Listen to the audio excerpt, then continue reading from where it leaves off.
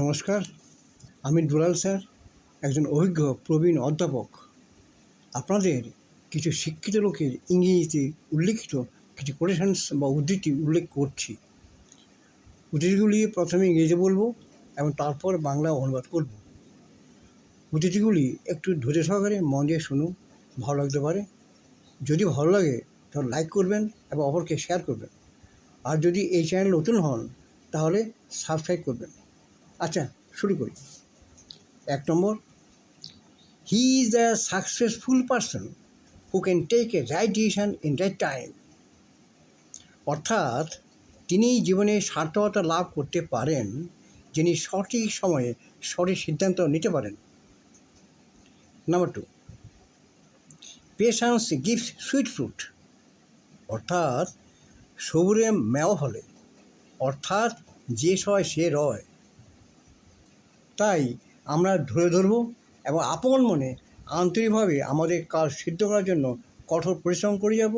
তাহলে একদিন আমরা অবশ্যই আমাদের কৃতকার্যের সুফল পাবই। Number 3, time and tide for no man byte.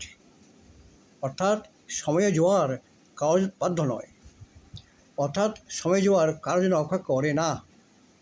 তাই আমাদের উচিত সময় নষ্ট না করে সময় মতো সব কাজ করে যাওয়া। Look before you leap. অর্থাৎ ভাবিতে উচিত ছিল প্রতিজ্ঞা যখন। অর্থাৎ লাফ দেওয়ার আগে দেখতে হয় আমি যেখানে লাফ দিচ্ছি সেই জায়গাটা কেমন। তাই আমরা কোনো কাজ করার আগে খুব ভেবেচিন্তে কাজ শুরু করব। নাম্বার 5, নাইদার এ ল্যান্ডার নর এ বরর বি। অর্থাৎ কাউকে টাকা ধার দিতেও নাই এবং কারো কাছ থেকে টাকা ধার নিতেও নাই, কারণ এই দুই ক্ষেত্রেই অসন্তোষ সৃষ্টি হতে পারে। Number 6, education and good companion make a person pure. অর্থাৎ শিক্ষা এবং সৎসঙ্গই কোনো মানুষকে খাঁটি করতে পারে। Number 7, let bygones be bygones.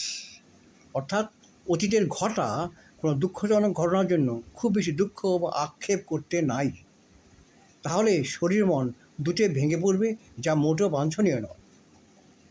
আজ এ পর্যন্তই। নমস্কার।